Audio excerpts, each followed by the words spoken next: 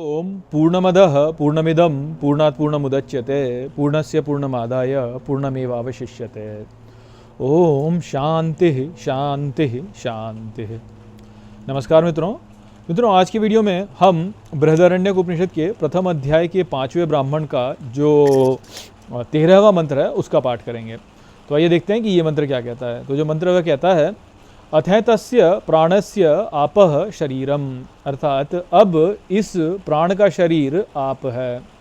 ज्योति रूपम असौ चंद्रः, अर्थात उसका ज्योति रूप चंद्र है। तद्या यावाने एव प्राणः, अर्थात जहाँ तक ही वह प्राण है, तावत्य आपः, अर्थात वहाँ तक ही आप है। तावानसौ चंद्रः, अर्थात वहाँ तक ही उसका चंद्र है। त एते सर्व एव समाः, अर्थात वे सब ही सम हैं। सर्वे अनंताः, अर्थात सब अनंत हैं।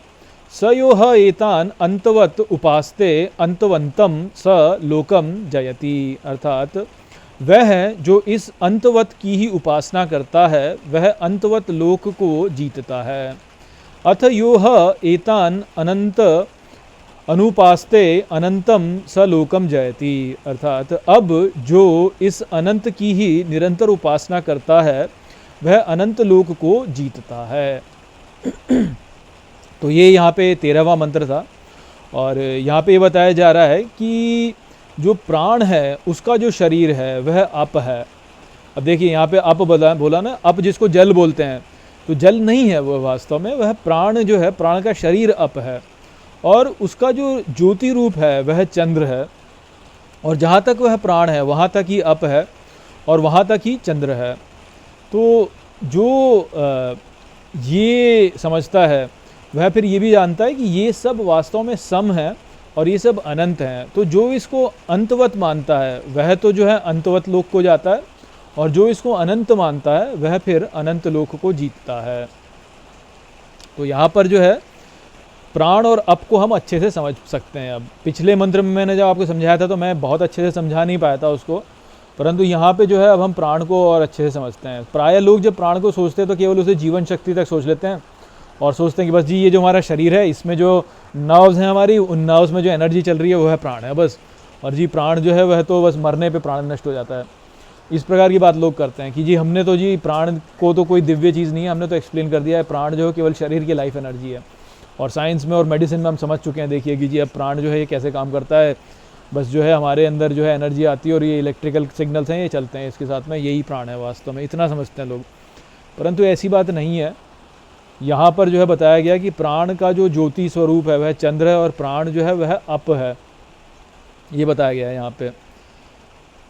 तो बेसिकली जो हमको समझना है वो यही कि ये जो संपूर्ण जगत है ये चलायमान ही वास्तव में प्राण के कारण है, प्राण के कारण ये चलायमान है। देखिए जैसे लोग जो है ना कई बार बहुत कन्फ्यूजन क्रिएट कर लेते हैं। लोग सोचते हैं कि जी एनर्जी जो है जी वो एनर्जी इक्वल्स mc² से एनर्जी है और संपूर्ण जगत जो है वो एनर्जी है, तो जी एनर्जी ही है सब कुछ, इस प्रकार से लोग बोलते हैं। परंतु वो जो एनर्जी है वह एनर्जी जो है वह केवल जो है पदार्थों तक जब हम सीमित करते हैं उसको, तो वहाँ समस्या लोग क्रिएट कर लेते हैं। तो लोग क्या सोचते हैं कि जी ये जगत है, ये जगत उत्पन्न किया तो जी एनर्जी ने जगत उत्पन्न कर लिया और हम इसमें आ गए यहाँ पे। पर वो कॉन्शियसनेस को जो है नहीं समझ पाते बीच में कि कॉन्शियसनेस का कहाँ पे रूप आ गया, एनर्जी में कॉन्शियसनेस कहाँ से आ गई। क्यों? क्योंकि जो पश्चिमी विज्ञान है ना, पश्चिमी विज्ञान के कारण ये समस्या उत्पन्न होती है। अभी आजकल पश्चिमी विज्ञान जो है उसका ही वर्चस्व है। तो स्कूलों में हमको जो है उसी धारणा से सिखाया जाता है, तो उसमें हमको यही बताया जाता है कि भाई एनर्जी है और एनर्जी से मटीरियल बन जाते हैं, तो बस एनर्जी ही है।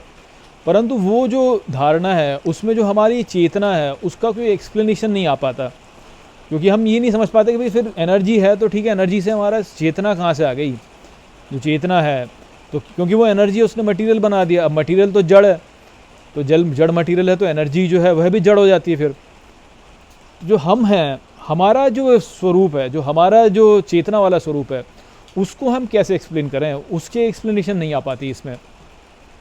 तो उसकी एक्सप्लेनेशन के लिए ही ये प्राण है वास्तव में। प्राण की बात यहाँ पे की गई है कि आत्मा का 3 स्वरूप बोले ना, आत्मा के 3 स्वरूप बोले। तो क्या बोला कि आत्मा को एक तो बोला मनोमय, एक बोला वांगमय और एक बोला प्राणमय। तो आत्मा जो है वह प्राणमय भी है, अर्थात प्राण जो है वह चेतन भी हैं, प्राण भी चेतना से संबंधित हैं।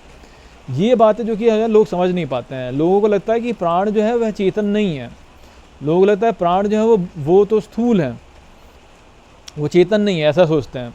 तो ये जो गलत धारणा है ना, उसको हमको यहाँ पे समझना है अच्छे से कि प्राण भी वास्तव में चेतन है। क्यों? क्योंकि प्राण आत्मा का जो तीसरा स्वरूप है, जो कि प्राणमय स्वरूप है, वह भी चेतन है। तो प्राण जो है वो केवल जड़ नहीं है। तो जो साइंस की एनर्जी है और जो हमारे भारतीय विचारधारा में जो प्राण है, उसमें ये भेद है कि एनर्जी और प्राण जो है उनका जो भेद है वो यही है कि एनर्जी तो जड़ है, परंतु प्राण जो है वो चेतन है, प्राण में चेतना है।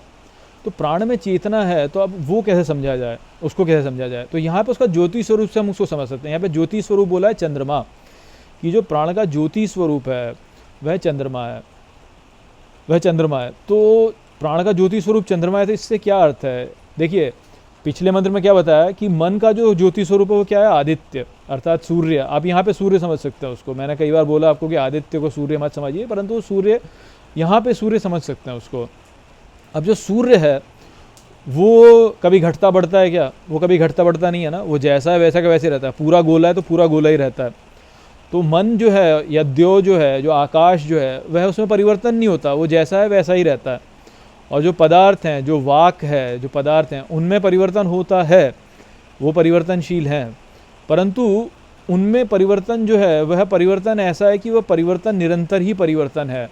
तो इस कारण से उसमें भी स्थिरता है। स्थिरता कैसे? कि परिवर्तन ही है पूरे समय, या उस पर खेला जा सकता है, या वो रूप है जिसमें कि ये परिवर्तन दिखता है। इससे भी ऐसे भी समझ सकते हैं कि वो रूप है जिसमें परिवर्तन दिखता है। तो इस कारण से एक प्रकार से देखा जाए तो अपरिवर्तनशील है वह भी, उसमें भी परिवर्तन नहीं है वास्तव में, क्योंकि वह आधार है, बैकग्राउंड है वो। और परिवर्तन जिसमें है वह क्या है? वह है हम लोग, हम में परिवर्तन है वास्तव में, हम में परिवर्तन है। कैसे परिवर्तन है? कि जो ये शरीर है ये जन्म लेता है और मरता है, जन्म लेता है और मरता है, जन्म लेता है और मरता है, परंतु वैसे देखा जाए तो परिवर्तन इसमें भी नहीं है, क्योंकि जन्म लेता है और मरता है, परंतु वैसे जन्म लेता है, मरता है, जन्म लेता है, मरता है, जन्म लेता है, मरता है, जन्म लेता है, मरता है। तो जन्म लेता है मरता है में वो जो चक्र है उसमें तो कोई परिवर्तन नहीं हो रहा ना, जन्म लिया मर गए, जन्म लिया मर गए। अब चंद्रमा को देखिए, चंद्रमा के साथ में क्या होता है? चंद्रमा ऐसा ही तो है ना। चंद्रमा के साथ में क्या होता है कि वो घटता है, फिर बढ़ता है, फिर घटता है, फिर बढ़ता है, फिर घटता है, फिर बढ़ता है। अमावस्या की रात को गायब हो जाता है, परंतु फिर पूर्णिमा की रात को पूर्ण हो जाता है, फिर वापस अमावस्या की रात को गायब हो जाता है, फिर पूर्णिमा की रात को पूर्ण हो जाता है। तो इस प्रकार से ये जो है जन्म और मृत्यु का प्रतीक है, जन्म और मृत्यु का प्रतीक है ये। और आप देखिए कि ये जो प्रतीक है यह ही वास्तव में प्राण है। और मैंने आपको एक बार बताया था कि भगवान शिव जो हैं वह तो है, वह मनोमय का स्वरूप है। माता पार्वती जो हैं वह वांगमय का स्वरूप है, और जो नंदी बैल हैं वो जो है वह प्राण का स्वरूप है। अब आप नंदी बैल को देखिए, नंदी बैल जो हैं उनके सींग निकलते हैं दो तरफ, तो ऐसे सींग निकलते हैं ना। तो अब सींग निकलेंगे तो कैसा हो जाएगा? ऐसा बन जाएगा ना। तो ये क्या है? ये चंद्रमा का तो स्वरूप है ना, ऐसे हो गया ये। तो ये सींग हो गया और ये सींग हो गया, और बीच में उनका सर हो गया। ऐसे दिखा देता हूँ, तो ये सींग हो गया, ये सींग हो गया, और बीच में सर हो गया। तो ये एक बैल का सर दिख रहा है ना, बैल का सर जैसा नहीं दिख रहा ये। तो ये जो है ये चंद्रमा ही है वास्तव में। तो ये चंद्रमा, ये प्राण है वास्तव में। तो ये प्राण का स्वरूप है। तो चंद्रमा ही जो है वह प्राण का स्वरूप है। तो भगवान शिव के माथे पे जो चंद्रमा विराज रहा है, जैसे कहते हैं ना, या कई बार देवी के माथे पे भी चंद्रमा विराजते हुए दिखाते हैं, तो क्या है? प्राण है वास्तव में। वो प्राण है, अर्थात जन्म मृत्यु का जो चक्र है, जन्म मृत्यु का जो चक्र है उसका स्वरूप है ये। तो इस प्रकार से यहाँ पर जो है ये प्राण का स्वरूप बताया। और पिछले मंत्र में क्या बोला था? कि प्राण इंद्र है, ये बोला था। ये इंद्र है, वह इंद्र है। क्यों? इदम द्र, अर्थात यहाँ पर जो यहाँ पे गतिमान है, जो यहाँ भागता है, जो यहाँ चलता है, वह। तो इदम द्र, तो इदम द्र जो है वह क्या है? कि प्राण गतिमान है यहाँ पे, अर्थात प्राण ने हमारे शरीर में प्रवेश किया। संवत्सर है हमारा, जो हमारा मेरुदंड है, ये मेरुदंड नीचे से आता है ऊपर तक, यहाँ तक संवत्सर है। तो ये जो है ये हमारा विधृति का द्वार है यहाँ। तो ये विधृति का द्वार है, इधर से ही जो है उसने प्रवेश किया, ऐसा जो है ऐतरेय उपनिषद में बताया गया। अर्थात आरंभ में जो हमारा इंद्र ने प्रवेश किया वो वहीं से प्रवेश किया, तो प्राण का प्रवेश जो हमारे भीतर सबसे आरंभ में हुआ वो वहीं से हुआ। परंतु जब हम जीवन जीते हैं तो जीवन जीते हुए जो है हम इन नीचे वाले संवत्सर के जो नीचे वाले चक्रों हैं इनमें अपने प्राणों को फंसा लेते हैं कहीं ना कहीं, और जब हम इन नीचे वाले चक्रों में प्राणों को फंसा लेते हैं तो हमारी अधोगति हो जाती है। तो हम जो है फिर इस चक्र में चलते रहते हैं, इन सब जीवन का या जीवन मरण का ही चक्र जो है इसमें फंसे रहते हैं। तो हमको यदि जीवन मरण के चक्र से बाहर निकलना है तो उसके लिए हमको फिर पुनः वहीं जाना होगा जहाँ से हम आए थे, अर्थात हमारे प्राणों को जो है विद्युति के द्वार से ही बाहर निकलना होगा। तभी जो है हम वापस जो है अपने स्थान को पा सकेंगे, वो जो जहाँ से हम आए हैं उस स्रोत को पा सकेंगे। तो इस प्रकार से जो है ये हमारा जो प्राण है ये इधर द्रवित हो रहा है, चल रहा है, जा रहा है और चलायमान है। तो संवत्सर जो है वो ही है वास्तव में, उस संवत्सर के भीतर ही जो है प्राण जो है ऊपर नीचे कर रहा है, ऊपर नीचे कर रहा है। तो ये जन्म मरण का चक्र जो है जब तक रहेगा, जब तक प्राण संवत्सर में फंसे हैं जब तक प्राण संवत्सर में है या संवत्सर में जो है नीचे के लोगों में जब तक है तब तक ये चलता रहेगा। और एक बार उनको पार कर ले तो फिर जो है वह अनंत को पा लेगा। वास्तव में तो वो अनंत में ही है, ऐसा नहीं है कि वो अनंत में नहीं है, वो अनंत में ही है। ज्ञान यदि हो तो वह अनंत में ही है, तब भी अनंत में ही है। परंतु जब नीचे के लोग में बताओ तो अज्ञान के कारण जो है अनंत को नहीं जान पाता। इसीलिए यहाँ पे कहा कि जो इसको अंतवत देखता है, अर्थात जो ये सोचता है कि प्राण का अंत हो गया, प्राण का अंत हो जाता है, तो वह फिर जो है अंत को ही जाता है। तो जो लोग ये सोचते हैं ना कि भाई प्राण क्या है, prana is just our life force and when we die तो प्राण भी समाप्त हो जाता है, तो जो इस प्रकार की धारणा रखता है वह मरता है, नष्ट होता है। परंतु जो इस बात को जान लेता है कि नहीं ये अनंत है, अर्थात तो एक ही प्राण है, सब में ऑल परवेडिंग, सब में ही है, वो सब में व्याप्त है और एक ही प्राण है, जो इस बात को समझता है वह फिर अनंत को जाता है और अनंत को प्राप्त करता है। वह जो है वह अनंत को प्राप्त करता है, अर्थात वह संवत्सर में रह करके भी वास्तव में अनंत में ही है, क्योंकि वो एकता देख लेता है। तो ये वो वाली बात है जो कि यहाँ पे बताई जा रही है। तो मैं फिर से इसको समराइज़ कर दूं एक बार ताकि आपको अच्छे से समझ लें पूरे तीनों मंत्रों को। जो पिछले 3-4 मंत्र जो हैं उनमें एक साथ जो है वो समझने वाली बात है कि जो हमारा जो आत्मा के 3 स्वरूप हैं, एक तो है मनोमय, एक है वांगमय और एक है प्राणमय। तो उसमें जो मनोमय स्वरूप है वह स्थिर है, वह आदित्य है, वह आकाश है, वह द्यौ है, जो कि स्टेबल है, ध्रुव है, वो ध्रुव है, स्टेबल कहेंगे उसको, कि वो स्थिर है। वो भगवान शिव जो है, वो भगवान शिव का स्वरूप जो है वो वही है, या भगवान राम का जो स्वरूप है वो वह ही है।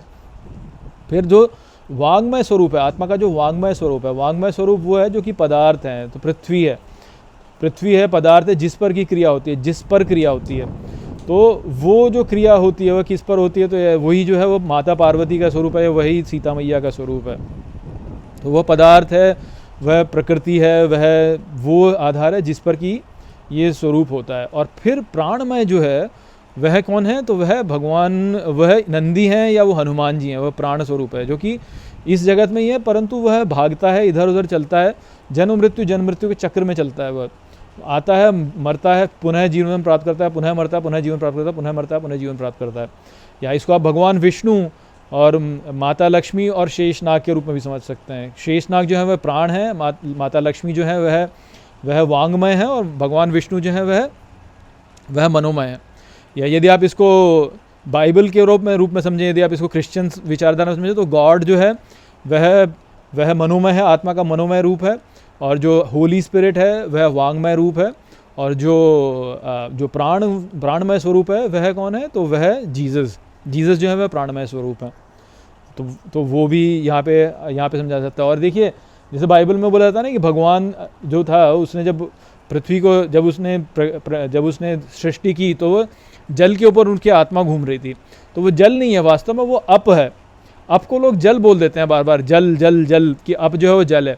अब वो जल है तो फिर वो लोग सोचते हैं कि अच्छा जी पीने वाला जल जो है वो है, पर वो वाला जल नहीं है, वो अप जो है वो प्राण है, अप जो है वह प्राण है। तो इस प्राण से ही जो है संपूर्ण सृष्टि का उत्पत्ति हुई है। जैसे कि हम कहते हैं कि यहाँ पे एनर्जी है, वास्तव में एनर्जी है, एनर्जी से ही वास्तव में जो है सब कुछ यहाँ पे बना हुआ है। तो एनर्जी अर्थात प्राण। परंतु जो एनर्जी है उसको हम जड़ समझते हैं, हम सोचते हैं कि वो जड़ है, जबकि वास्तव में एनर्जी जड़ नहीं है। एनर्जी जो है वह चेतन है, क्योंकि वो आत्मा का ही स्वरूप है। तो वांगमय, मनोमय और प्राणमय तीनों ही वास्तव में जो है वह चेतन है। और जो इनको जड़ समझता है वह नहीं समझ पाता, जो इनको चेतना के रूप में समझता है वही जान पाता है। अर्थात ये संपूर्ण विश्व जो है ये चेतन है। इसको एक व्यक्ति के रूप में समझिए आप ऐसे सोचिए कि मैं हूँ और ये विश्व यदि है, तो जो विश्व है ये चेतन है। जैसे किसी व्यक्ति के साथ में हम परस्पर क्रिया करते हैं, वैसे ये विश्व जो इसके साथ में हम परस्पर क्रिया करते हैं।